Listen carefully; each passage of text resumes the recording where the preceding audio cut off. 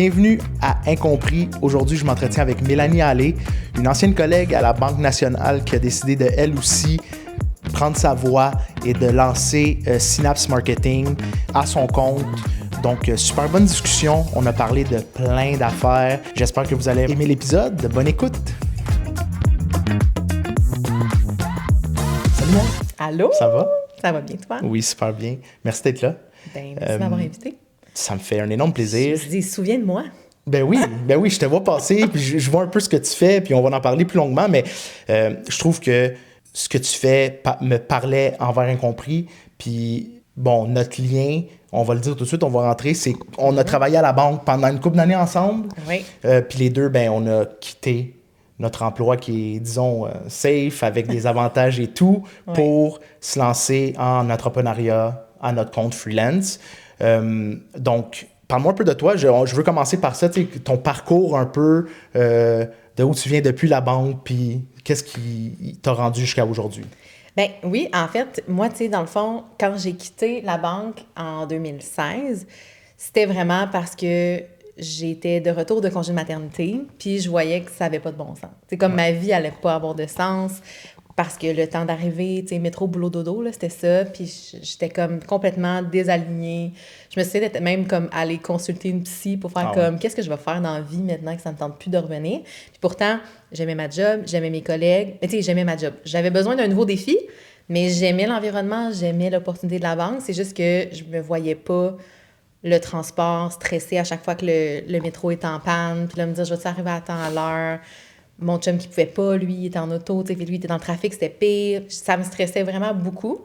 Puis, c'est là toute la réflexion. Fait que, tu sais, moi, mettons même, je dirais un bon 2 mois avant de revenir de mon congé, je pensais souvent à ça. J'étais là, qu'est-ce que je vais faire? Je vais-tu revenir? C'est tout ça que je veux? Qu'est-ce que... Puis c'est là que j'ai décidé de faire le mot. Je suis revenue, je pense, comme 1 mois. Genre, juste pour dire, je suis revenue. Puis après ça, c'est vrai, puis après, tu t'es partie tout de suite. Ouais, c'est ça. Fait que je suis revenue juste pour le temps, en fait, de trouver. T'sais, je me suis dit, peut-être que je vais trouver quelque chose à la banque, peut-être qu'il va y avoir d'autres opportunités. Je me souviens, je cherchais comme, tu sais, sur la Rive-Nord. Puis finalement, j'ai décidé d'aller complètement champ gauche, puis de me dire, ben moi, j'ai étudié en marketing. Pourquoi je vais pas travailler en marketing? Tu sais, c'est ça que j'aime faire. Fait que j'ai eu un emploi dans une start-up en développement logiciel. OK. Dans le domaine des troubles d'apprentissage.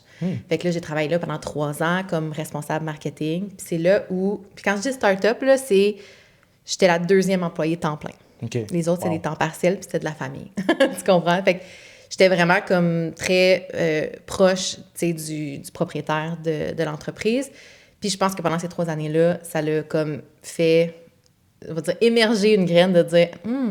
what if je ferais ça pour d'autres entreprises, tu sais, comme, puis que je serais à mon compte. Fait que c'est ça qui a comme amené, après ça, le désir 3 ans plus tard de dire, ben là, je pense que, tu sais, j'avais pas de possibilité d'avancement parce que c'est une start-up dans le monde de l'éducation. Fait que c'est long à grossir. Fait que, tu sais, je serais pas devenue VP, mettons, dans un horizon de comme 10 ans, là. Fait que c'était le moment de partir. Fait qu'on a couplé à ça un déménagement, fait que partir de la Rive-Nord à la Rive-Sud. Fait que, tu sais, changer de maison, changer tout, partir à mon compte, puis j'ai décidé de faire le move. Ça devait être stressant? Oui. Nouveau bébé, nouvelle maison, nouvel job. Ben, ouais. Te revoir, là, tu sais, c'est quoi, c'est il y a 3 ans, 5 ans? Ça fait 7 ans. Là. 7 ans? Ouais. Quand tu regardes la Mel il y a 7 ans, comme tu réalisais-tu ce que tu faisais, ou c'était juste un pitché dans le vide, ou t'avais quand même... Ben, tu savais dans quoi tu t'embarquais? Faut dire que quand je dis que ça a comme émergé la graine d'entrepreneur, ça a du mal.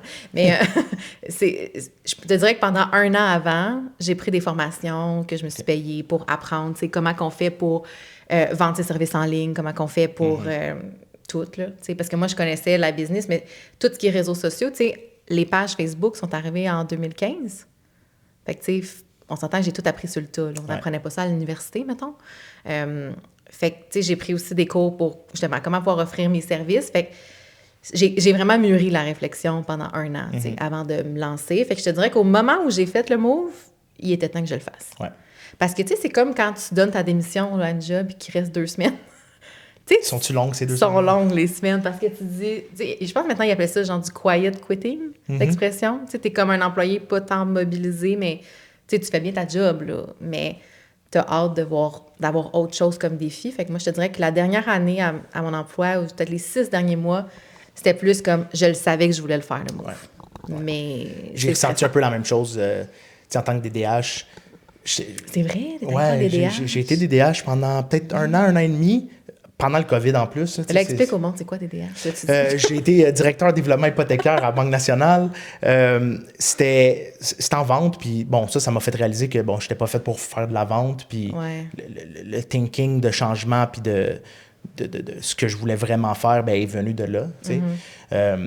Puis, tu sais, bon, on a été au support juriste pendant quoi, 2-3 ans, 4 ans? Puis ça, quand je repense à ces moments-là, c'était super le fun. Tu sais, comme tu dis, on aimait notre job. C'est pas qu'on n'aimait pas notre job, puis on faisait notre job super bien. C'est comment il manque quelque chose. Puis moi, c'est ça que j'ai réalisé, mettons, en étant DDH, puis en vivant un peu le côté freelance ou travailleur autonome. C'est ça, t'étais plus employé, là? Ben, les directeurs de développement hypothécaire sont employés, ils ont les bénéfices de la banque, mais ils n'ont pas de salaire. Fait qu'ils sont 100% commission. Donc, tu sais, déjà, j'avais baigné un peu dans le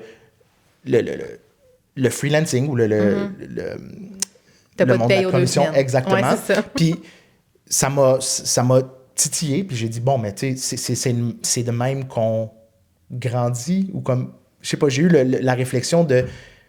Si je fais 80 000 par année, où je reste dans mon emploi actuel, oui, tu peux monter, puis tu as des augmentations chaque année, mais tu es capé, tu sais. Ouais.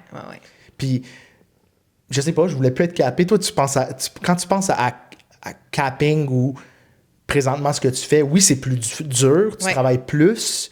C'est quoi ta vision là-dessus, toi, sur le salaire / travailleur autonome? Ou... Ben, en fait, c'est parce qu'il y a différents profils aussi d'entrepreneurs. Tu sais, la personne qui veut justement pas avoir de plafond puis comme scaler, c'est sûr que tu feras pas les mêmes genres de services. Tu sais, déjà, parce que, mettons, moi, je fais de la consultation, de l'accompagnement, mais si je fais juste de l'individuel, je veux dire, sinon, pour monter, il faudrait que je charge comme 10 000 $ pour 1 heure. Tu sais, tu comprends? Ça, à un moment donné, ça fait plus de sens. Fait qu'il faut comme développer ta business sur un autre modèle d'affaires. Mais, tu sais, moi, je te dis, à la base, quand je l'ai fait, oui, il y avait le salaire, parce que c'est sûr que quand j'ai passé d'employé banque à start-up, je te garantis que j'ai perdu des petites plumes, des gens partants. Je te comprends. Parce que je pense que, de mémoire, j'avais genre le même salaire, mais j'avais plus de fonds de pension, plus de REER, plus d'assurance. Fait que tu comprends-tu que j'ai perdu des plumes? C'est un autre salaire, là, complet pour ça, là. C'est tu perds presque le double. C'est ça. Fait que oui, déjà, c'était un move de dire, ben je vais baisser en salaire, mais je vais gagner en qualité de vie. Mais après ça, quand je suis partie à mon compte, ben c'est comme si j'en avais déjà plus d'assurance, j'avais déjà plus de REER. Fait que, tu sais, le deuil du confort banque était déjà passé un peu. Fait que c'était peut-être moins dur. Mais je te dirais que il y avait ça. Il y avait l'option de dire, la pensée plutôt de dire comme, ben c'est moi qui décide. C'est moi qui décide avec qui je veux travailler, quel genre de client, combien je vais charger. Mais ça vient avec le revers de... C'est toi qui décides. C'est ça. C'est nice. C'est tout. Mais c'est toi qui décides. Lève-toi la nuit et pense-y, là, faut que tu décides. Exact. Fait que, ouais, c'est ça. Mais oui, c'est une pensée parce que c'est sûr que tu as un plafond qui est théorique, tu sais. Ouais. À la limite, tu pourrais avoir un super gros contrat, puis tu serais vraiment... Puis tu pourrais dire, je grossis, puis je fais un modèle d'agence, j'ai des employés. Tu sais, moi, au début, c'était ça, mon thinking. Ouais. Après ça, j'ai déchanté. J'étais comme, non, c'est pas ça que ça me tente de faire. Faire une couple d'années toute seule. J'aime le modèle business en ligne, tu sais, à distance. J'aime pas... Tu sais, moi, j'aime ça être avec les clients en one-on-one. Fait que c'est sûr que de déléguer puis de juste gérer des gens, je m'éloignais, mettons, de ce que je voulais faire, là. Je t'arrête parce que là, je veux que les gens comprennent qu'est-ce que tu fais, parce que là, tu parles de one-on-one, one-on-one tout. On est rendu là, parle-nous un peu de ton parcours de Synapse Marketing, puis ton podcast 180 degrés. Ouais. Je veux un peu que tu mets la table là-dessus. Ton parcours, tu sais, qu'est-ce qui est arrivé en premier? Je veux savoir. Bien, quand je me suis lancée, à la base, c'était ce que j'ai offert en premier, c'était de la gestion de projet marketing. Fait que c'était... ben justement, gérer des projets marketing genre refonte de site web et compagnie, mais aussi de la création de contenu pour réseaux sociaux, infolettes, etc., blog. Fait que ma clientèle cible, c'était vraiment les PME. Puis, que toi, tu faisais? Tu faisais le contenu, tu gérais tout? Oui. Puis je faisais aussi de la stratégie, tu sais, conseil. Mais rapidement, tu sais, dans le fond, moi, je me suis lancée en avril 2019 officiellement. Mais tu sais, après ça, est arrivée la pandémie. Puis là, moi, sur le coup, j'ai fait « Oh my God, j'ai-tu fait un mauvais mot à ce point-là? Je vais-tu comme tout perdre ce que j'ai bâti? » Mais c'est le contraire qui est arrivé. Parce que là, les entreprises ont toutes dit « Hey, c'est vrai, ça fait comme 10 ans qu'on doit avoir un site transactionnel, qu'on devrait être en ligne. Comment ça se fait qu'on n'a rien, on a besoin de toi? » Puis je me souviens vraiment d'avoir eu des opportunités. Genre, le téléphone s'est mis à sonner comme un ancien partenaire de mon ancien travail qui me dit « Hey, Mélanie, on te connaît, on a besoin de toi, ça te tente dessus, tu sais. » Fait que ça a été comme le coup de chance, je te dirais, du timing pour moi. Mais rapidement, après ça, j'ai réalisé que moi, ce que j'aime le plus comme clientèle cible, c'est vraiment les solopreneurs. Fait que c'est genre les coachs, consultants, thérapeutes, prestataires de services. C'est ceux qui sont tout seuls puis qui n'ont pas un background en marketing puis qui doivent se vendre puis qui ne sont pas capables de dire c'est quoi l'offre que je veux vendre, comment je veux le vendre, à qui, comment, c'est quoi les messages. Fait que, tu sais, moi, c'est là où je me disais j'ai comme plus d'impact. Puis rapidement, la clientèle des femmes aussi entrepreneurs est venue vers moi, tu sais. C'est arrivé de même. C'est pas que j'ai voulu discriminer les hommes, mais c'est arrivé comme ça. Ouais, c'est ça. Bye! C'est juste que c'est arrivé comme ça par la force des choses, puis tu sais, le bouche à oreille, puis l'émission. Fait que, tu sais, beaucoup aussi de femmes sont en relation d'aide, tu sais, coach, PNL, thérapeute en relation d'aide, tu sais, même dans le domaine de plus la santé, l'intervention, tu sais, des éducatrices spécialisées, des psychoèdes. Mais t'as créé ta niche. Moi, c'est le même, je le vois, là, t'as créé ta niche, puis, tu sais, ça se parle, puis ça grossit autour de ça. Fait que oui, c'est des femmes, mais rien n'empêche que dans une couple d'années... J'ai eu un appel ce matin avec un homme, puis on va probablement travailler ensemble. Nice. Fait que je suis pas... je suis très ouverte. C'est juste que c'est arrivé comme ça, puis... fait que c'est ça. Fait que maintenant, mon modèle d'affaires, c'est beaucoup basé sur l'accompagnement individuel, la consultation, la formation aussi, création d'outils. Fait que c'est sûr que c'est plus un modèle d'affaires en ligne. Tu sais, moi, je suis juste en Zoom, mettons. Je me déplace pas parce que j'ai des clientes... Tu sais, j'ai eu des clientes en France, j'ai des clientes en Abitibi, en Gaspésie. Fait que c'est ça qui est le fun avec le web. Fait que c'est Comment tu vois l'évolution, justement, des compagnies, des PME, des coachings, tout ce qui se passe en ligne? Toi, c'est quoi ta vision là-dessus? C'est un retour de balancé. Tu sais, quand je te parlais de la pandémie a fait en sorte qu'il y a plein de monde qui se sont lancés à leur compte. Pourquoi? Parce que c'était comme... Tout était en ligne, tout était accessible, la PCU coulait à flot. Les gens. Puis on réalise que, je peux faire ça de chez nous. Pourquoi tu sais, aller ailleurs? La PCU. La PCU. C'est ça. Fait que les gens étaient comme vraiment sur un hype, là, tu sais. Mais tu sais, pense-y, là, il y avait des boutiques en ligne qui poussaient comme des champignons, parce que là, on encourageait local. Il faudrait qu'on fasse ça tout le temps, mais là, on le faisait plus. Puis, fait qu'il y a eu vraiment beaucoup, beaucoup de coachs, justement, qui se sont ajoutés, des gens en ligne. Fait que je te dirais qu'il y a eu... Puis tout le monde aussi vendait en ligne, dans le sens tout le monde vendait des formations en ligne. Tout le monde s'est dit, c'est ça l'avenir, c'est ça qu'il faut que je fasse. Fait que là, en ce moment, c'est comme le retour du balancier. C'est-à-dire qu'en ce moment, je vois dans mon algorithme LinkedIn, Facebook, des gens qui retournent salariés. Puis c'est correct, là. Des fois, c'est une phase, tu te rends compte, c'est pas pour toi. Tu sais, être capable d'être confiante, même quand tu vois pas les résultats maintenant. Tu sais, d'avoir la confiance que ça va payer à long terme. Puis, dépendamment de ta réalité familiale aussi, là. Tu sais, si j'étais mère monoparentale, peut-être que j'aurais été moins courageuse, mettons, d'avoir comme un salaire pas stable. Fait que c'est ça, je te dirais, l'avenir, j'ai l'impression que ça va juste se rebalancer. Je trouve que le marché en ce moment est en train de se rééquilibrer un peu. À un moment donné, il y avait trop d'offres versus la demande. Il y a des entreprises aussi qui là, obligent les employés à retourner au moins 3-4 fois par semaine au bureau. Oui, ça, c'est terrible. Je comprends d'un côté qu'ils font ça pour garder l'esprit de communauté puis d'employés, mais c'est difficile quand ça fait, mettons, je sais pas, 3-4 ans que tu es tout le temps chez vous, tu te déplaces une fois par semaine. C'est de la logistique, là. Comme tu en parlais au début de l'émission, tu sais, c'est ça, c'est difficile. Mais tu sais, moi, j'ai souvent dit que parce que tu sais, au moment où j'ai quitté la banque, là, c'était parce que je voulais pas... Tu sais, le métro boulot dodo était pesant. C'était pas tant la job en soi. Oui, j'étais comme peut-être tannée de gérer des urgences puis de gens qui font des erreurs, là, mettons. Mais, on va en parler, mais... s'il y avait eu le télétravail de la banque en ce moment, tu sais, parce que tu le sais, là, ils ont comme vendu tous les immeubles, il y a la tour, il y a juste ça. Ils ont une tour pour remplacer, je crois, 5 tours d'avant. Fait que le télétravail, comme, tu sais, j'ai des anciennes collègues que leur modèle, c'est 100% télétravail, là. Fait que, tu sais, si j'avais eu ça à cette époque-là, peut-être je serais jamais partie. Je suis d'accord. Peut-être pas non plus. J'ai jamais pensé, mais... Je sais pas. À ce moment-là, peut-être plus tard, mais à ce moment-là, je serais pas partie. Rien n'empêche qu'on y retourne. Non, c'est ça. Je pense pas. Oui, on reste ouvert. On reste ouvert aux opportunités. J'en ai parlé un peu dans l'épisode juste avant sur la transition, tu sais, que la vie, c'est une transition tout au long. Tu sais, c'est pas que tu finis ta transition, mais on est constamment en transition. Oui. Fait que c'est pour ça, il ne faut pas juste te dire, OK, aujourd'hui, je fais ça, fait que je fais ça le reste de ma vie. Oui. Ça peut changer, tu peux, tu sais... Ben c'est pour ça. Salarié. Moi, j'en ai moi, je les appelle mes collègues virtuels, dans le sens que quand on est solopreneur, des fois, il y a des lieux de réseautage, tu sais, en ligne, des Discord obscurs, on se retrouve, on jase. Puis, tu sais, il y en a là-dedans que je parlais, puis ils sont retournés salariés, puis pour vrai, il y en a qui sont super bien de revenir salariés. C'est-à-dire que quand ça fait, mettons, 10 ans que tu es à ton compte, à, justement, les remises en question, après ça, le cash flow, le ci, puis là, à un moment donné, ils sont juste comme... Je veux juste avoir une paye aux 2 semaines, puis faire ma job, puis comme clocker in, clocker out. Fait que je comprends. C'est juste que des fois, après 6 mois, 1 an, tu sais, la douleur n'est pas moindre, elle est juste différente. Il n'y a pas de job parfait. C'est ça. C'est juste différent. Exact. OK, je veux aller plus vers incompris, parce que c'est le nom du podcast.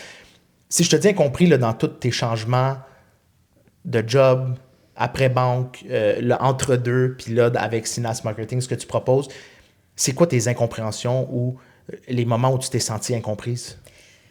Mes incompréhensions, je pense pas que j'en ai eu tant que ça, dans le sens que, tu sais, moi, j'explore, j'essaie des affaires, j'aime ça comprendre. Fait que c'est plus comment les autres, des fois, perçoivent le move. Tu sais, le fait de dire, ben tu quittes, mettons, la banque, pour certains, c'est quelque chose qui est random. Tu sais, c'est pourquoi. Tu sais, il y a plein de gens qui voudraient avoir ta place, qui voudraient être là. Puis que finalement, toi, tu fais « Ah, ben non, moi, ça me convient plus, ça me tente plus. » Fait que ça, oui. Mais aussi, tu sais, comment je dirais ça? Tu sais, le côté être en ligne, moi, c'est ma job de conseiller les gens par rapport à leur stratégie de contenu, le fait de se mettre en ligne. Puis, tu sais, pense-y, là.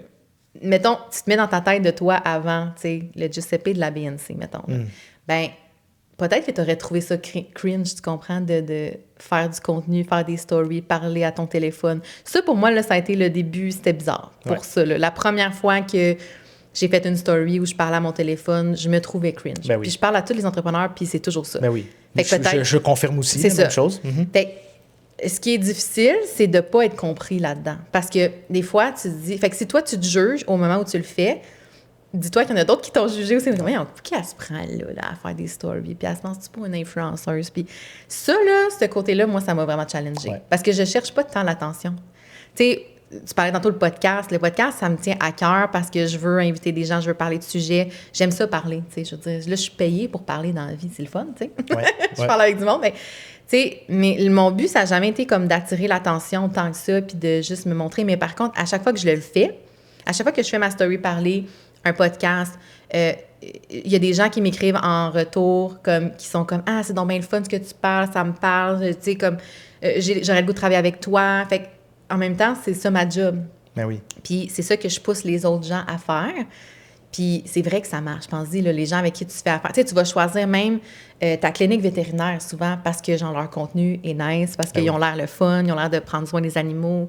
Fait que ça, ce côté-là, là, d'être incomprise dans le besoin de t'exposer, ça, c'est tough. C'est vraiment tough. Ouais. Je vis la même chose. Puis comment je le vois, c'est que ça vient avec le temps. Tu deviens plus à l'aise de te voir. Ouais. Puis en te voyant plus à l'aise, ben, ça te donne une certaine confiance. Puis parce que au bout du compte, c'est le regard des autres, mais on s'en fout. Là. On s'en fout. Ultimement, on s'en fout. Mais c'est quand même challengeant. Ben oui. C'est parce que c'est pas tant qu'on aime ça. Je veux dire, là, je le vois, le retour de caméra, là, puis je suis comme, c'est pas nice, là. Tu comprends? Je veux dire, c'est pas le fun de se voir dans le tu comprends? C'est challengeant. Pourquoi là. Tu penses que c'est pas le fun? Ben parce que personne s'aime tant que ça pour faire... Moi, je me trouve... Genre là, tu te regardes, tu fais comme shot. Il est beau, j'ai envie de m'embrasser. Ouais. Ah. Non, mais... Je m'ennuie de ça. Pas au on remet dans nos moules de... Mais non, honnêtement, au début, ça fait peut-être 6 mois que je suis plus sur les réseaux puis je pose plus. Ouais. Les premiers 2-3 mois, oui, c'était super cringeant. Ouais. Mais à un moment donné, ça a juste fait le déclic de... Exact. Je dois être moi-même. Puis... Si je suis moi-même, ça va paraître à l'écran, puis je vais me sentir plus à l'aise, les autres vont me sentir plus à l'aise, puis c'est une roue qui tourne. Tu vas être juste de plus en plus à l'aise. Mais c'est sûr que la première fois que tu regardes la caméra, bonjour. Aujourd'hui, c'est tough. C'est tough. Mais moi, je dis tout le temps, parce que des fois, j'ai des clientes qui me disent « Ah, mais toi, Mélanie, ça a l'air facile. T'as une facilité. Je fais, parce que je leur dis, mais là, faites pas ça, mais je leur dis, va sur ma chaîne YouTube, va voir les premières vidéos que j'ai faites. C'est cringeant, là, c'est dégueulasse. Puis, des fois, je me dis, je vais les enlever, mais je peux pas l'enlever. Parce que je veux que les gens, je veux que les gens comprennent que moi aussi, je trouve ça cringe, là. Puis, je voulais bien parler, là. Fait que moi, tu comprends, je voulais être professionnelle parce que quand tu arrives du corpo, puis toutes mes clientes qui sont dans le corpo, puis j'ai des clientes qui sont même des professionnels avec un autre professionnel, tu sais, mettons, ergothérapeute, tu sais, travailleuse sociale. Elles veulent être professionnelles. Fait que c'est sûr, là, que les premières fois que tu fais des vidéos, t'es comme « Bonjour, alors je vais vous enseigner tel... » Puis là, on est cringe encore plus parce qu'on essaye vraiment de bien parler. D'être comme, tu sais, puis c'est ça, c'est à partir du moment où tu enlèves ça que là, tu te dis, ben gars, c'est moi, tu sais. Puis si les gens, ils me jugent, ben tant pis, tu sais, moi, je fais juste ma job. Exact. Tu sais, si demain matin, je suis plus entrepreneur, je ferai pas autant de contenu, puis je vais le faire différemment. Ça se peut que je jase dans mon téléphone pareil, parce que j'aime ça, maintenant. T'as pas eu la piqûre. Je pas la piqûre. Mais c'est ça, tu sais, il y a comme une switch qui fait... Ben c'est comme Show Must Go. C'est comme Céline. Céline, elle rentre en scène, puis go. C'est une grosse fan de Céline. Hein, grosse fan de Céline, exact. Ça me suffit. J'adore avoir des vidéos d'il y a... Je sais pas, j'ai posté le premier il y a 3 ans peut-être. Ouais. Puis j'adore ça. Je veux voir l'évolution. Je veux le laisser là. Puis... Oui, mais ça te fait pas mal en dedans des fois? Ouais, les premiers, ça fait mal, mais... Ça fait partie, je sais pas, il y a une beauté là-dedans de voir l'évolution aussi. 100%. Puis, je voulais revenir aussi sur le parler. Je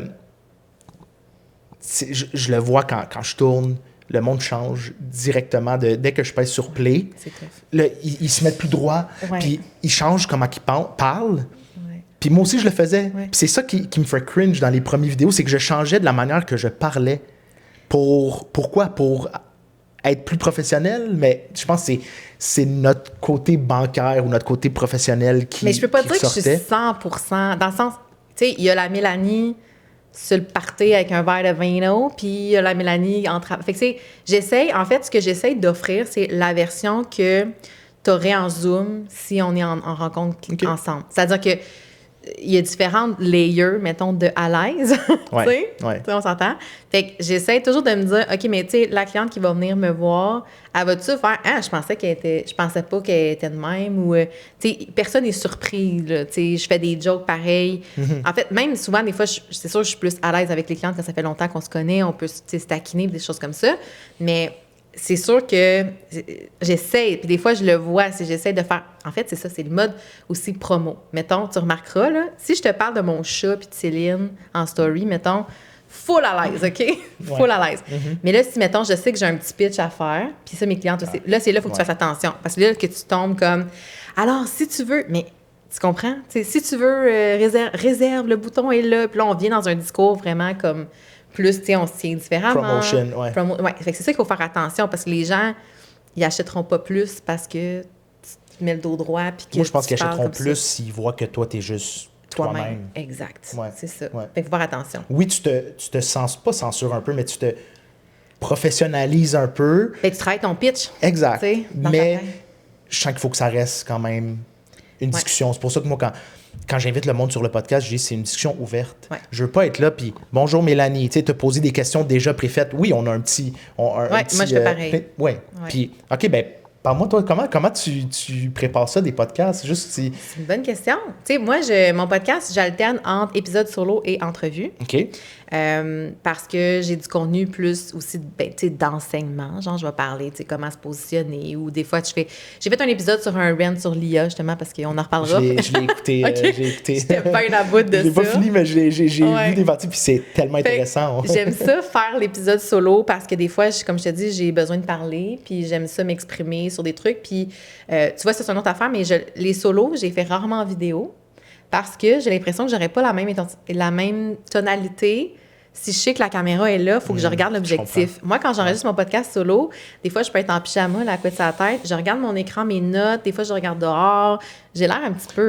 Tu penses que ça se transpose dans ta voix? Bien, j'ai l'impression que tu écoutes plus le genre de vocal, mettons, que je peux envoyer à une cliente quand je parle, versus si je le filme, je vais vraiment regarder l'objectif, puis je vais dire, alors, une stratégie de positionnement, nan, nan.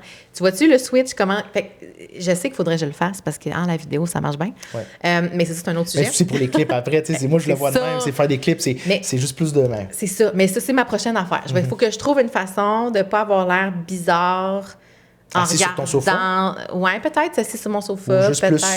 Plus ouais. laid back. Oui, à voir, on s'en parle. Ouais. Mais les entrevues, comment je les prépare? Bien, déjà, tu sais, j'ai comme un petit questionnaire que j'envoie parce que, je veux pas, c'est ceux que je reçois, c'est des entrepreneurs. Ouais. Fait que, tu sais, s'ils acceptent de me donner 90 minutes de leur temps, ben je veux quand même que ça les serve. Fait que je veux savoir un peu, tu sais, il y a toutes les questions qu'on t'a jamais posées que tu aimerais qu'on te pose. Tu sais, des fois, les gens, on reçoit des entrepreneurs, mettons, puis... on leur parle toujours de la même affaire, les mêmes questions. Tu sais, c'est ça que je trouvais intéressant de ton podcast, c'est que je me suis dit, je vais parler de plein d'autres affaires qu'on va jamais me demander ailleurs. Tu sais, ça, c'est le fun. fait que j'essaie de trouver des angles différents. J'essaie de servir le besoin de la personne qui vient, qui a comme un besoin peut-être de visibilité sur quelque chose. Mais je vais préparer, mettons, genre 15 à 20 questions. OK. Mais je vais y aller au feeling pendant l'entrevue. Tu sais, puis moi, j'ai fait aussi en... virtuel, comme je te dis, j'ai des gens qui sont loin. Fait que, tu sais, moi, j'utilise Riverside, je sais pas si tu connais. Non. C'est une plateforme qui permet d'enregistrer séparément. Fait que, tu sais, mettons que moi, mon Internet, il lag, mais pas toi, j'ai quand même la bonne track. Oh, OK. Ça, il sépare les deux tracks séparés. Okay. Oui, puis tu peux faire du montage, tu sais, sans compression, là, tu sais. Directement sur Riverside? Je pourrais, oui. Okay. Je peux faire ça sur Riverside. Oui, tu checkeras ça, on en parle tantôt. Mais, fait que c'est ça. Fait que moi, pendant l'entrevue, ben je vais, tu sais, je vois un peu mes questions pour m'enligner. Mais pour moi, c'est important que ce soit une discussion parce que je veux pas que ça fasse super formaté. Puis l'autre affaire, je veux pas trop... Ben, envoyer les questions d'avance. Puis ça, on va se challenger là-dessus, peut-être, parce que une fois, je l'ai faite. Une fois, quelqu'un me l'a demandé. Il m'a dit « Hey, Mélanie, tu sais, si tu me le demandes, ça va me faire plaisir de te les envoyer. » Il y a des gens qui sont stressés. Puis surtout, j'ai eu des entrepreneurs, des fois, que c'est leur première entrevue de podcast. Fait que j'étais comme « Ben, c'est bien correct, je vais te l'envoyer. » Mais si tu me le demandes pas, je te l'enverrai pas. Okay. Parce que je l'ai déjà fait et la personne est arrivée, là, préparée comme une tonne de briques. Tu sais, comme la switch à on, puis là, elle passe son pitch. Mais moi, je suis comme, hey, non, moi, c'est pas ça que je veux. Tu sais, moi, je veux quelque chose de discussion, puis tu vas avoir l'opportunité de pitcher ton offre, là, si tu as besoin. Tu sais, je vais te le donner. Je vais te donner 2 minutes, mais... Je vais tout te donner. Je vais même mettre des notes de l'épisode. Je vais, tu sais, comme, tu mets tout ce que tu veux, je m'en fous. Mais comme là, je veux la vraie personne. Ouais. Tu sais, je suis d'accord. Moi, je l'envoie tout le temps, mais je spécifie 2-3 fois. C'est une discussion ouverte. Exact. Ouais, ça, je veux pas, arrive pas là préparé avec des réponses parce que je vais changer les questions si tu me fais ça. Ouais. C'est un peu ça, puis je suis d'accord. Mais je devrais peut-être t'arrêter de l'envoyer. Je vais me poser cette question-là. Bien, ce qui est particulier, en fait, avec toi, c'est que c'est langue incompris. Fait que peut-être que c'est quand même bon de spécifier. Tu sais, moi, l'entrevue, quand j'approche un entrepreneur ou une entrepreneur, je vais lui dire ce pourquoi je l'invite. C'est-à-dire, je vais dire, écoute, j'aimerais ça qu'on jase, mettons, je sais pas moi, une photographe ben, qui parle de brand personnel puis l'importance de la photo dans tout ton univers en ligne, ton brand. Bien, c'est sûr que je vais trouver l'angle que je veux apporter, puis je vais lui spécifier. Hey, j'aimerais ça te recevoir pour qu'on parle de telle affaire. Mais j'envoie pas les questions. Mais elle sait quand même, tu sais, je ne vais pas y parler sa recette de gâteau, tu comprends? Le thème. Fait que c'est peut-être ça la différence. OK. Mais ouais, mais très intéressant. Je vais commencer à me poser ces questions-là. Je pense que je vais quand même les envoyer. Mais tu peux. Parce que ce que j'ai eu comme retour quand j'ai envoyé les questions, puis un peu le thème de où je voyais l'épisode aller, avant l'épisode, 2-3 jours avant l'enregistrement, ben le monde m'écrit comme « Hey, tu sais quoi, ça fait 2 jours que tu m'as dit incompris, là, puis ça m'a amené là. » Ouais. Puis c'est ça que je trouve intéressant, de juste dire le moins compris aux invités, aux futurs invités, puis ça leur creuse de quoi. Puis ça, je trouve ça très Mais j'avoue que j'étais dans mon auto en m'en venant, puis je pensais. Parce que je pensais à tes questions, puis j'étais comme, qu'est-ce que je... puis là, c'est là que ça m'a fait penser à des angles, puis à des situations que j'étais comme, c'est vrai que ça, on n'en parle pas assez, tu sais, qu'on se sent... Tu sais, quand on fait le move, il y a plein de situations qui arrivent, là. Plein. Tu sais, ta famille, tes amis... Toi, ta famille, elle a pris ça comment? Moi, ma famille, tout le monde était content. Ouais. Je pense que mes parents savaient, puis je pense qu'ils m'ont vraiment, les deux m'ont vraiment encouragée parce qu'ils trouvaient ça cool comme projet. Fait que j'ai pas eu j'ai pas eu d'enjeu là-dessus, mais tu sais, justement... Les amis? Ben, c'est ça. Mais, non, mais une des affaires que j'ai pensé, justement, en pensant à comment on peut se sentir incompris ou incompris, c'est que, je sais pas si ça te fait ça toi aussi, mais quand je parle avec des entrepreneurs, c'est souvent le cas. Tu sais, quand tu te lances, là, je te disais les vidéos, là, tes premières vidéos cringe, tes premiers posts un peu maladroits parce que c'est la première fois que tu fais ça, t'as jamais fait ça, puis c'est comme, tu te lances. Bien, souvent, ceux qui vont te cheerer up, c'est jamais vraiment tes amis proches ou ta famille proche. Puis je dis pas ça en reprochant, puis je veux dire, ma mère, ma tante, tout le monde like, là, c'est pas ça que je dis, là, mais c'est quand tu y penses, ceux qui vont le plus m'encourager, puis même encore aujourd'hui, je dis quand tu te lances, mais même encore aujourd'hui, là, est-ce que c'est mes amis de longue date qui vont partager mes posts ou liker? Pas du tout. Puis je leur en veux pas, là, je vous en veux pas, gang. Ouais, je vous en veux pas non plus. Mais le constat, pourquoi tu penses? Ouais. C'est que les inconnus, les gens que je ne connais pas, vont parler, vont dire « Hey, c'est tellement inspirant ce que tu fais, ton podcast. J'ai Sherry. » Ils en parlent en story. Ils sont vraiment comme en mode « Je reposte, je partage, je te donne de la visibilité. » Puis là, tu te dis, c'est drôle quand même que c'est pas tes amis. Tu sais, c'est pas ceux que tu penses qui vont te mettre de l'avant. Pourquoi tu penses? Ah, mais ça, c'est une bonne question. Je ne sais pas si c'est... Parce que, tu sais, la réponse facile serait, y a-tu comme une forme d'envie? Tu sais, dans le sens que, tu sais, quand tu fais « bye, boss, je me sens libre », fondamentalement, je pense qu'il y a beaucoup de gens qui aimeraient ça, avoir le guts de le faire. Mais je pense pas que c'est tant de la jalousie ou de l'envie. Non. Je pense que c'est comme, ils comprennent pas. Dans le sens qu'ils comprennent pas... Exactement. Mais oui, mais c'est ça, oui. Ils comprennent pas l'importance que ça a pour nous. Tu sais, le fameux post qu'on voit souvent sur les réseaux sociaux, là, genre, comment encourager ton ami entrepreneur sans que ça coûte une scène. C'est genre, liker, commenter, reshare. Bien, c'est pour ça qu'on fait ces posts-là souvent. Parce que pour vrai, ça coûte rien. Puis ça fait une grosse différence, surtout au début, là. Ouais. Tu sais, aujourd'hui, je m'en fous, là, comme... Mais des fois, je me disais, tu sais, comme, est-ce que... Puis, en fait, c'est pas ça. C'est pas que j'avais... Là, j'ai l'air amère, c'est pas ça. Non. Je me sens 100% pareil. Fait que, vas-y, C'est pas de l'amertume de pourquoi ils l'ont pas fait.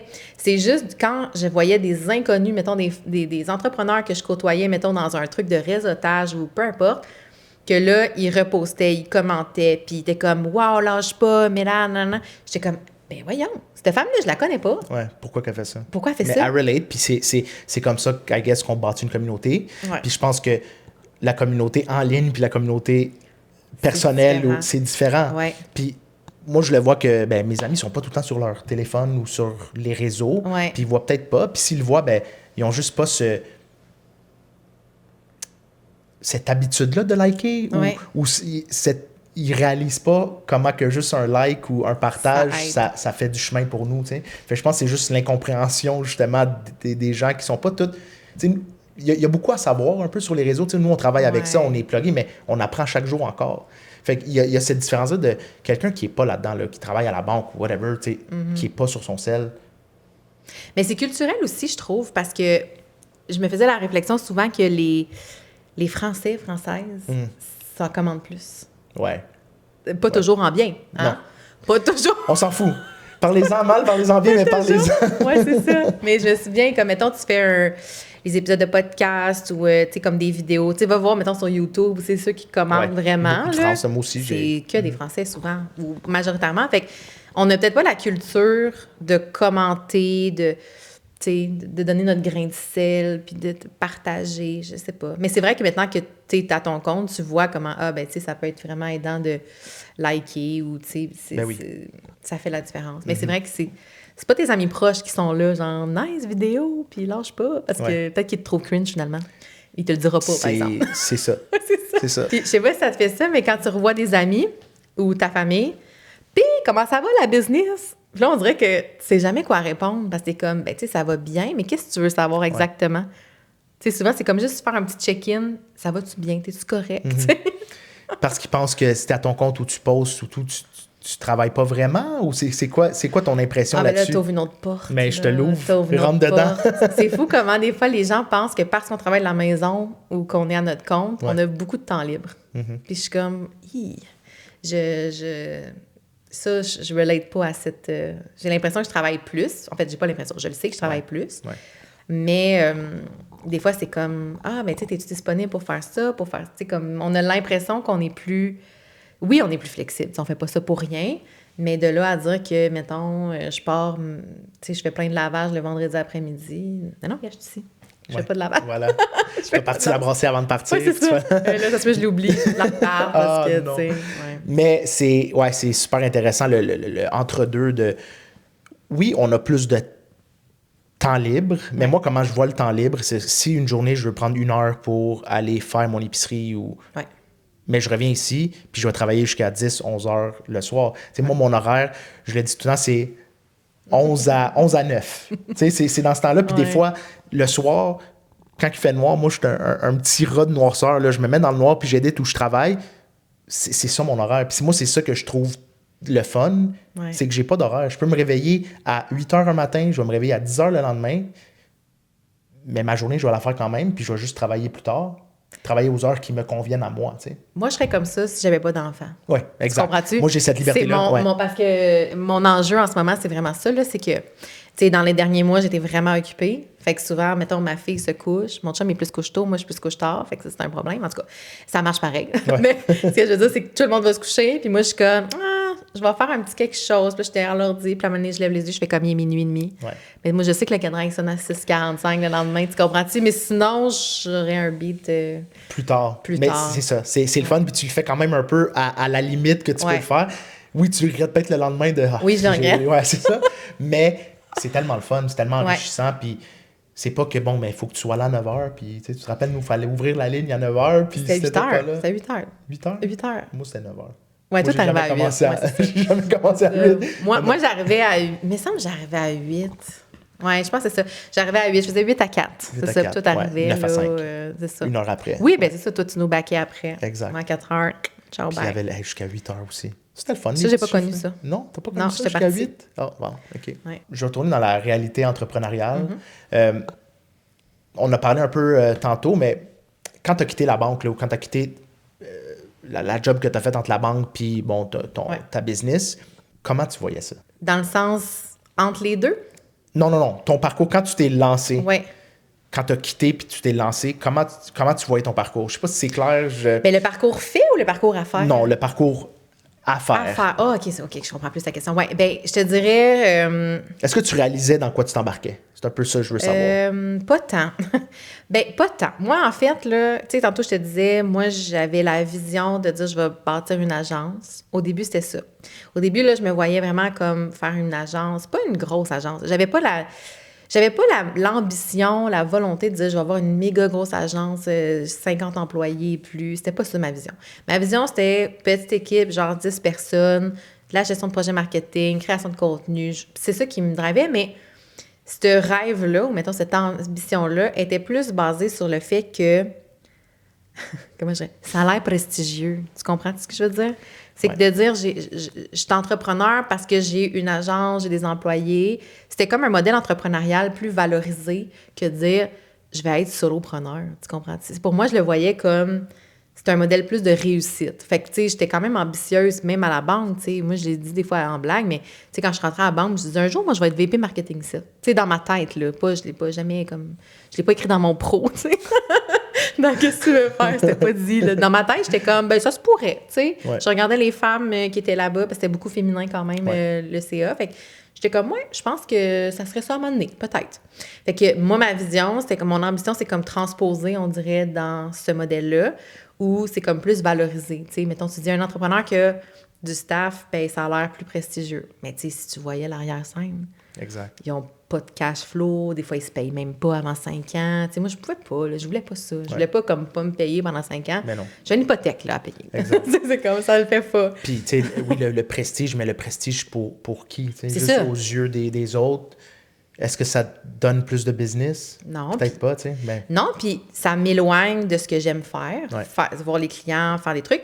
Puis c'est pas juste ça, c'est que aussi, on s'entend que c'est un modèle peut-être que je connaissais moins. Les business en ligne, le soloprenariat. Fait que, ben, c'était nouveau aussi. Là, c'était quand même relativement nouveau, c'est ça. Fait que c'était peut-être aussi parce que j'avais pas de modèle. Fait que là, avec le temps, quand j'ai vu que, OK, il y a des entrepreneurs qui sont très à succès, qui ont pas nécessairement, tu sais, une grosse équipe, qui sont pas obligés d'avoir, tu sais, plein de gens sur le payroll, puis le stress, les locaux, tu sais, comme des bureaux et tout ça. Je me suis dit, ben dans le fond, pourquoi je ferais ça? Fait que c'est là où j'ai comme un peu plus shifté. Je me suis dit, moi, dans le fond, je veux juste vivre le mieux en faisant ce que j'aime. Ouais. Amen. C'est juste Amen. Amen. Ben oui. Amen. Même chose. Puis, tu sais, maintenant, avec l'accès à l'information et tout, je trouve que le monde se spécialise plus ou on en fait plus. Ouais. Tu sais, quand tu parles d'avoir une grosse business, tout, parce que j'ai l'impression que, j'allais dire dans le temps, là, ça nous vieillit Dans tellement, le mais temps, ouais. mettons, tu transposes à comme il y a 15-10 ans, ben, t'avais un prod. Tu sais, là, je parle plus, mettons, en vidéo, tu avais une prod, un monteur, un vidéaste, un gars de son. Tout, de plus en plus, le monde se spécialise, puis ils font tout. Ça fait que ça te prend moins de monde, tu peux tout faire.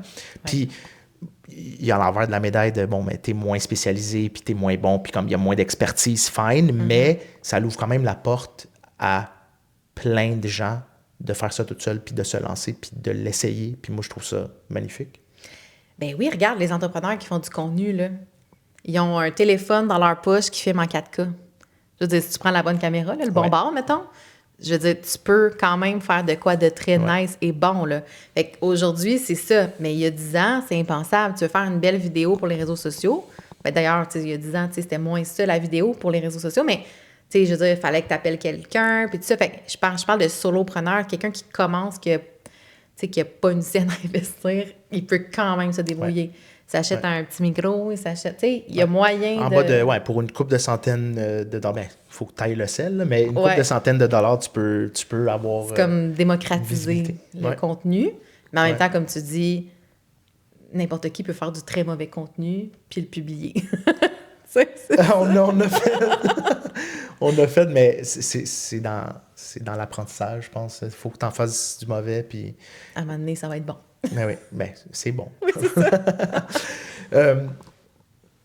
Je veux parler de charge mentale. Est-ce que tu décroches des fois ou... Ah, est-ce que je décroche des fois? C'est dur. J'ai l'impression qu'il faut que je change de pays pour décrocher. Oui. Est-ce que tu prévois des vacances dans ton planning? Oui.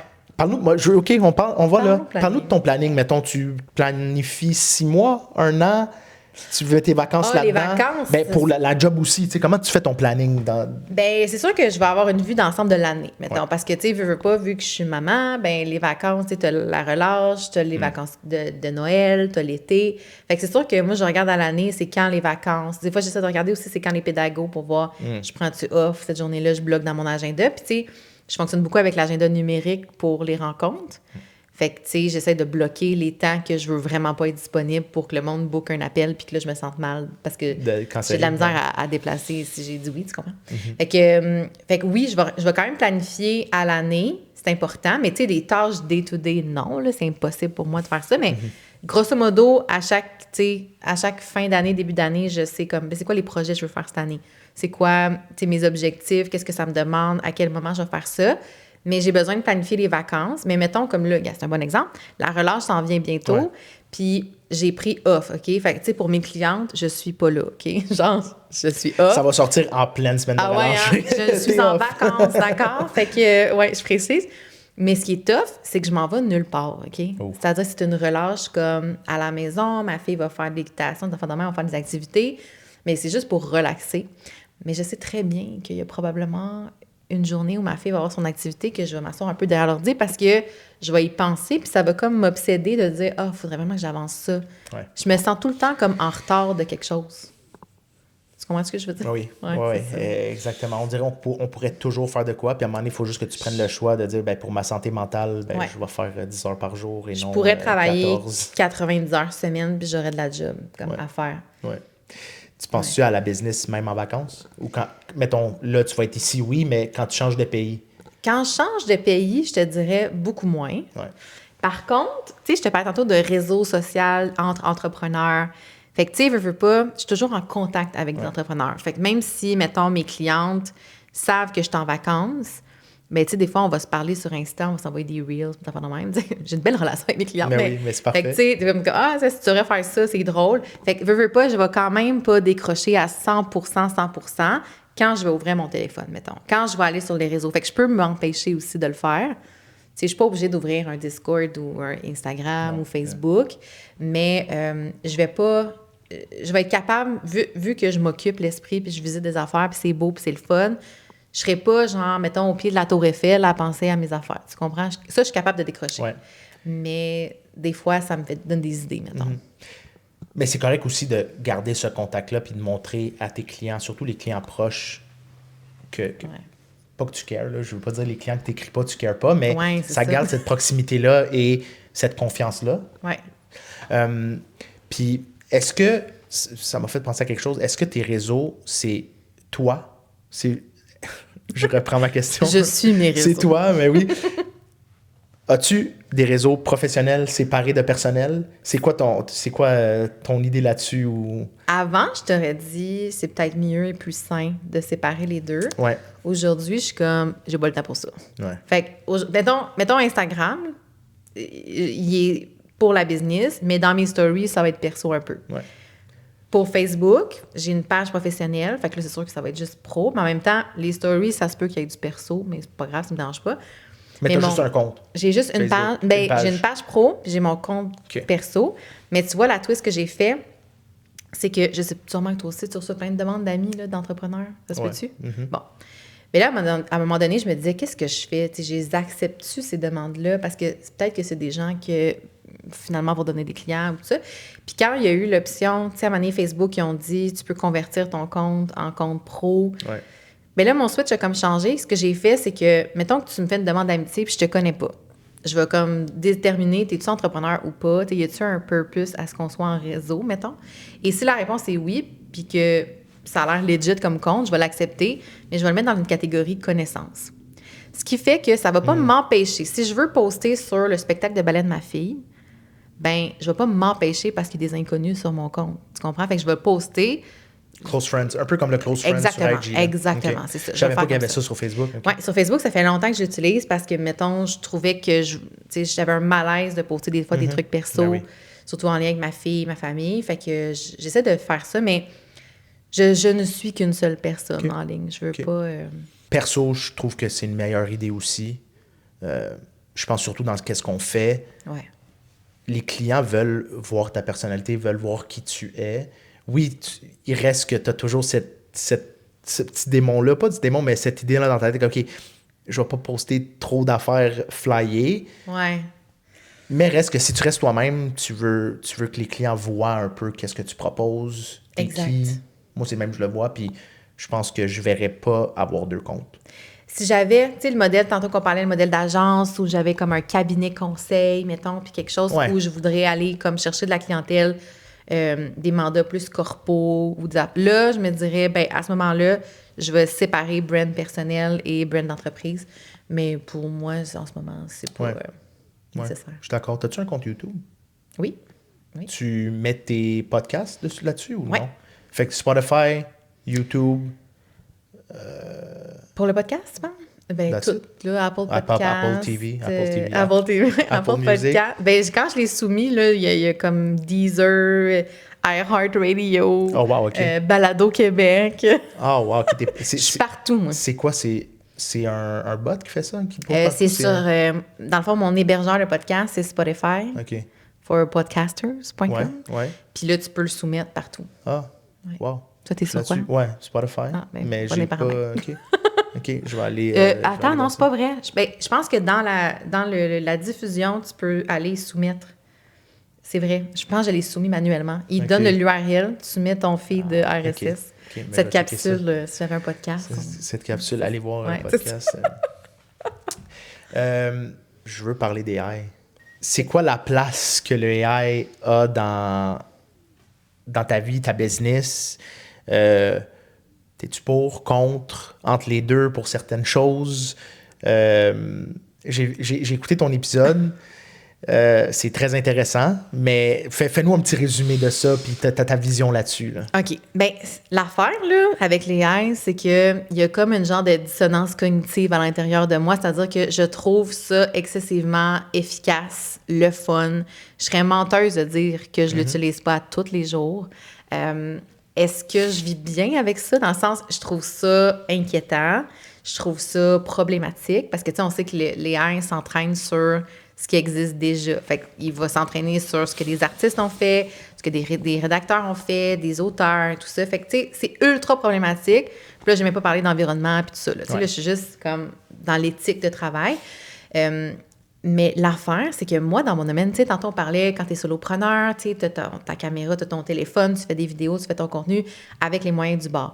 Le problème, là, c'est qu'il n'y a aucun entrepreneur qui va dire « j'ai le temps de faire du contenu ». OK? Fait que le monde, il cherche les raccourcis. Puis là, ChatGPT arrive avec un plateau, tu sais, sur un plateau d'argent. Ah, alléluia! Tu comprends? Moi, je vais t'écrire tes posts, ça va prendre 30 secondes, je vais te faire des scripts de vidéos, je vais te faire ci. Je vais te faire un AI twin. Ça, c'est l'affaire qui me cringe tellement là-dedans. Qu'est-ce que c'est qu'un AI twin, Mel? Raconte-nous. OK. Le principe de l'AI twin, c'est de dire, toi, t'as pas le temps de faire ton contenu. Tu sais, de la vidéo, faire des petits B-rolls, te filmer avec ton café. T'as pas le temps de niaiser avec ça. Ça te tente pas de faire ça. Mais regarde, t'as pas de problème. On a une application. Puis je me sais plus c'est quoi les meilleures applications pour faire ça, là. Mais dans le fond, tu vas soumettre des vidéos de toi avec ta face, ou même, je dis des vidéos, ça peut être juste des photos maintenant. Puis, tu vas pouvoir réutiliser ce même twin, fait que c'est ton jumeau AI de toi-même qui te ressemble pseudo. Il y en a des bienfaits, je suis d'accord. Il y en a qui sont vraiment bien faits, mais ça paraît, OK? Ben oui. Le contenu, c'est genre, tu as une fille qui, mettons, tient son café. Je l'ai vu beaucoup en utilisation de B-roll parce que parler, c'est encore plus cringe parce que personne ne peut parler comme toi. La bouche, ouais, ça paraît tout de suite. Là, mais... C'est ça. Mais tu sais, mettons les petites scènes là, pour faire des reels simples là, avec tu tiens ton café, tu fais ci. Bien, je comprends là, le besoin de l'entrepreneur qui dit moi, je veux pas me filmer avec mon trépied en train de faire des trucs dans ma maison parce que je trouve ça bizarre. Mais c'est encore plus bizarre de faire une vidéo AI que tu penses. Tu veux faire croire que c'est toi, mais c'est pas toi. Puis ça paraît, là, comme si tu as l'œil, tu le vois tout de suite. C'est sûr qu'il y en a qui ne remarqueront pas, mais je me dis, ça dit quoi de nous? Tant qu'à ça, faisant pas là, de contenu. Ouais. Faisant pas de vidéo si tu veux pas en faire. Comme rendu là, je veux dire, où on s'en va, là? Ouais.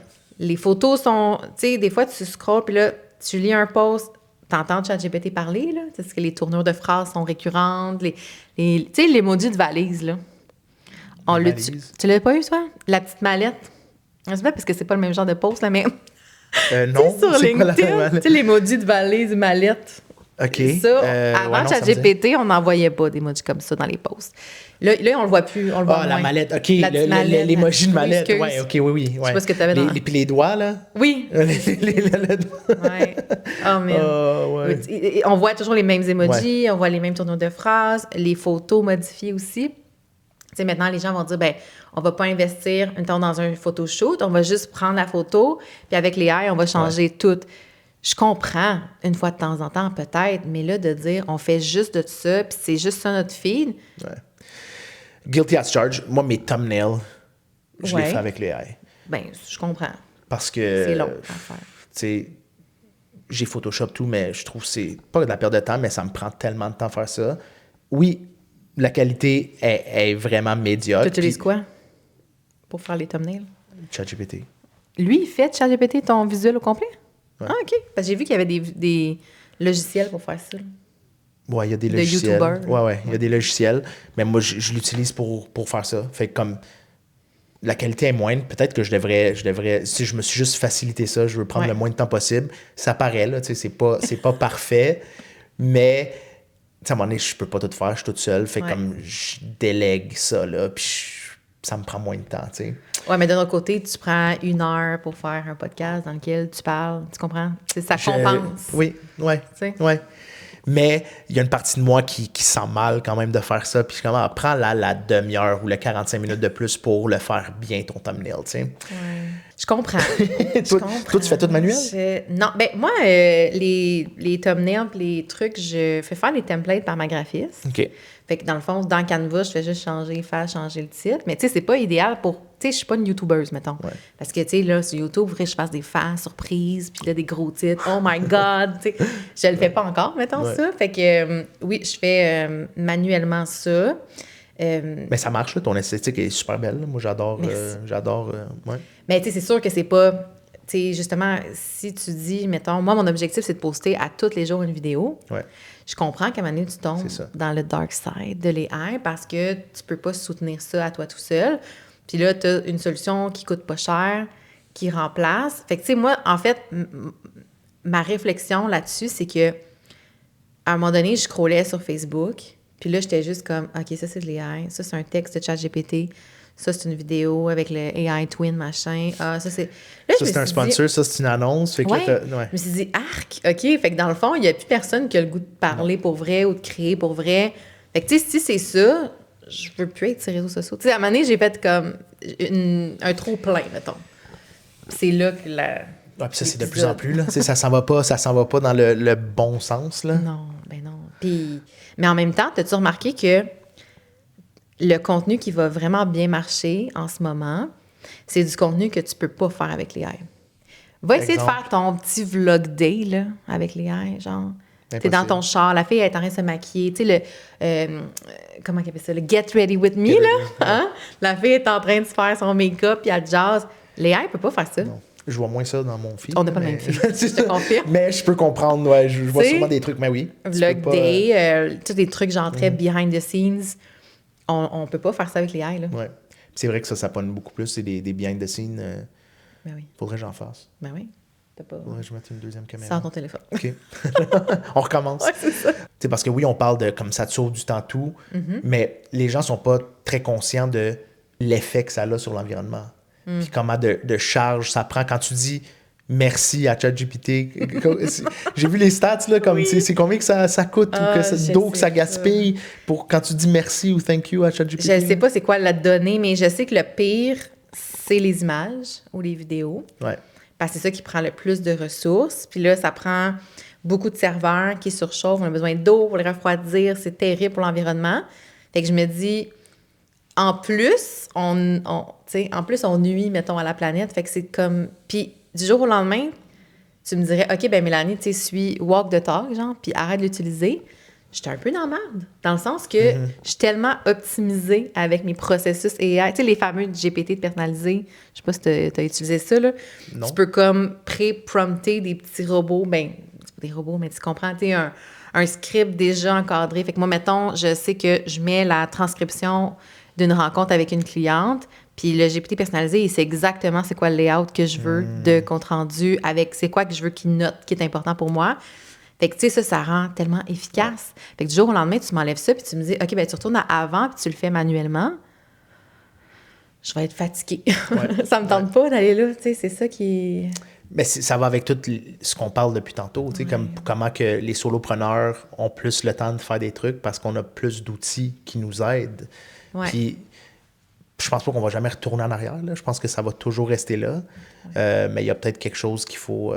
Bien, en ce moment, il y a un mouvement inverse des entreprises qui se certifient ou proclament sans AI. OK. Ça devient comme un espèce d'outil de branding, de dire comme, OK, ben nous, on n'utilise pas l'AI.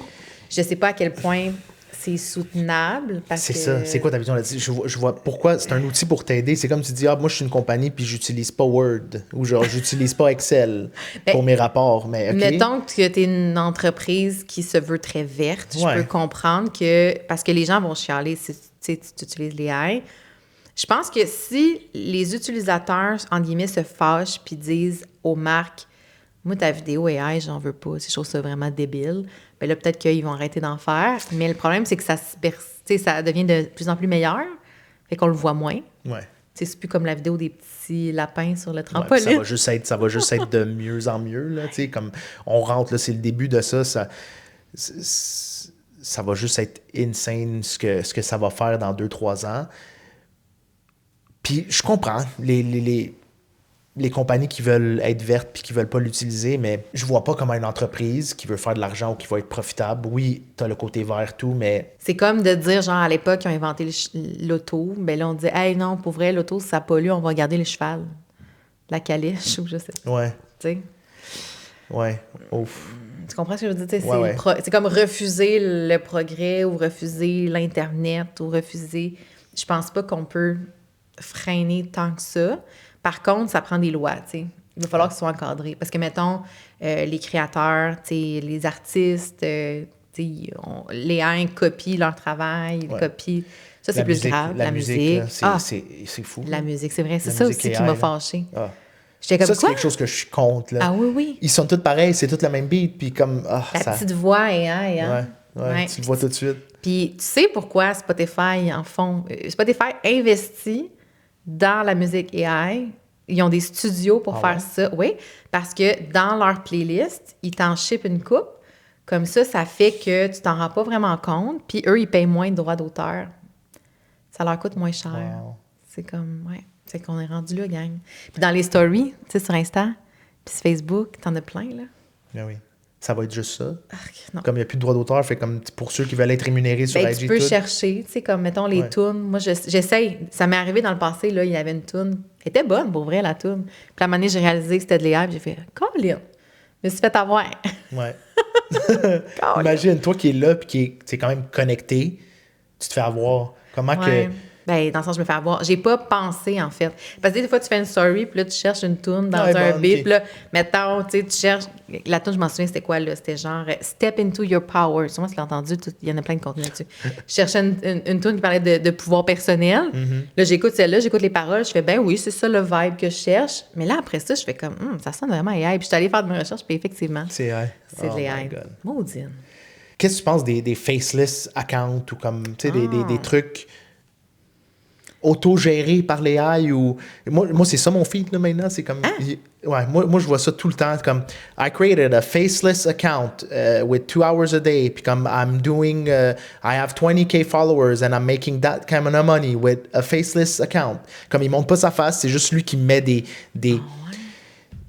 Il demande à ChatGPT, fais-moi ça comme vidéo. Ouais. Fais-moi une histoire d'horreur. Puis mettre l'histoire d'horreur par-dessus une vidéo qui n'a pas rapport, puis ils posent ça. À chaque jour, ils en posent 3-4, jusqu'à temps que leur compte devienne viral, puis ils font de l'argent avec ça. Mais ça tue l'art, là, tant qu'à ça, comme ça n'a pas de bon sens, mais tu vas-tu dire non à quelqu'un qui fait de l'argent avec ça? T'as-tu vu aussi le compte avec les légumes qui parlent fâchés? Non. Tu sais, la bouffe? Non. T'as pas vu ça? Non. Tu me l'enverras tantôt. Faut que je te l'envoie. Tu sais, genre le riz qui est comme « Ne me mets pas au frigo! » Puis là, il crie « Car mon amidon! » Puis là, il y a comme un conseil de conservation des aliments. Mais au moins ça, il y a un conseil. Oui, mais je veux dire, on s'entend que... Ce qui est drôle, c'est que ça n'a pas de bon sens. Ce qui est drôle, c'est ce qui fait que tu l'envoies à quelqu'un...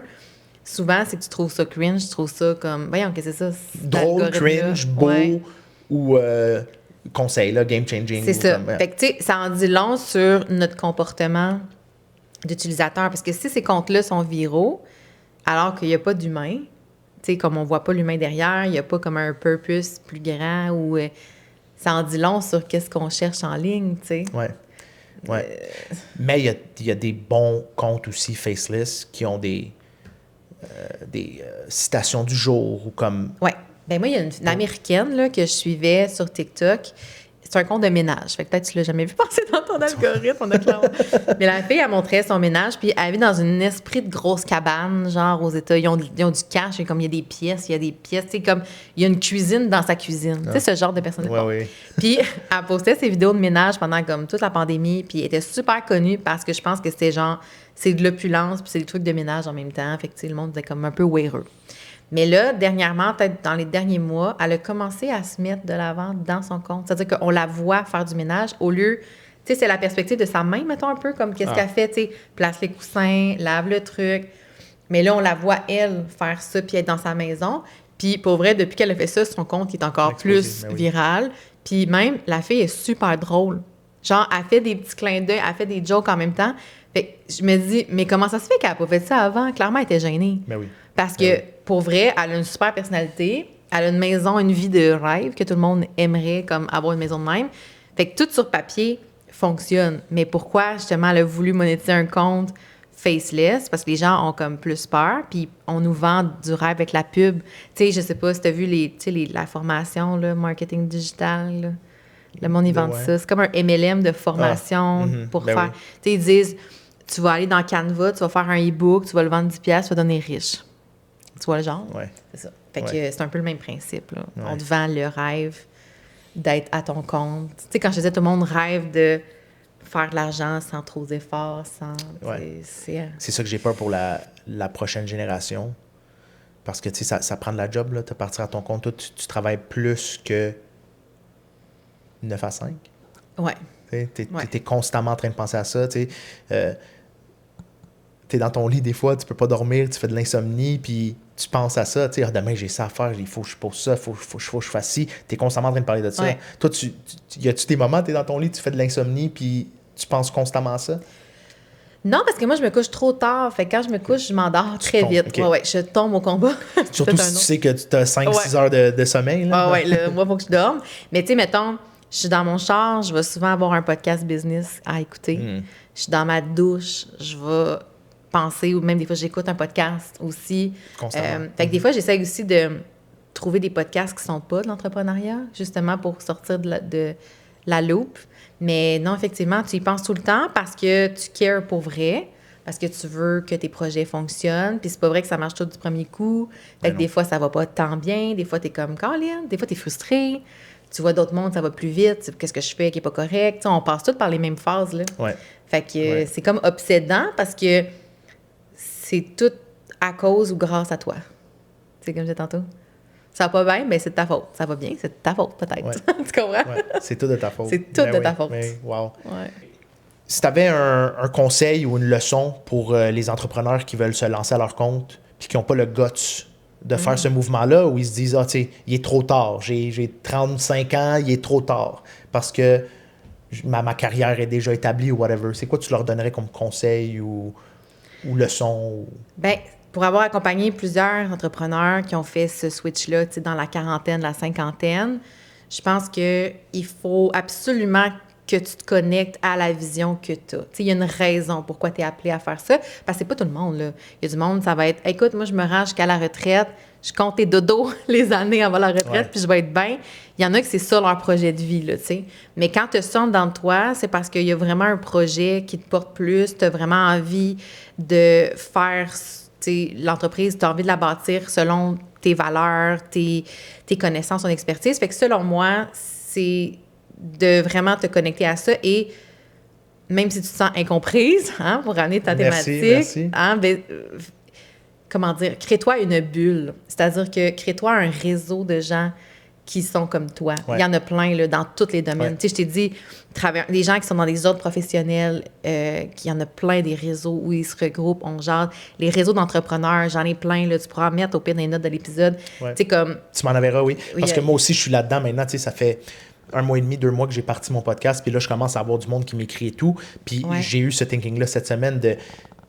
J'ai besoin de créer une communauté autour de ce que je veux faire. Ça va m'aider à voir d'autres visions, avancer, puis juste parler à du monde de ce que je veux faire. Ouais. Puis ça revient un peu à ce qu'on disait tantôt, de, tu sais, si tu gardes ton cercle d'amis, ben la discussion est difficile parce qu'ils comprennent pas ce que tu fais. C'est comme les moldus puis les gens de Poudlard, tu comprends? Ouais, c'est quand tu parles de ta réalité, les gens ne comprennent pas s'ils sont pas entrepreneurs. Ouais. Fait que c'est sûr que si ton réseau, ton cercle autour de toi, c'est que des gens qui sont pas entrepreneurs, c'est sûr que ça va être challengeant puis ça se peut que tu aies le goût de lâcher. Oui, oui.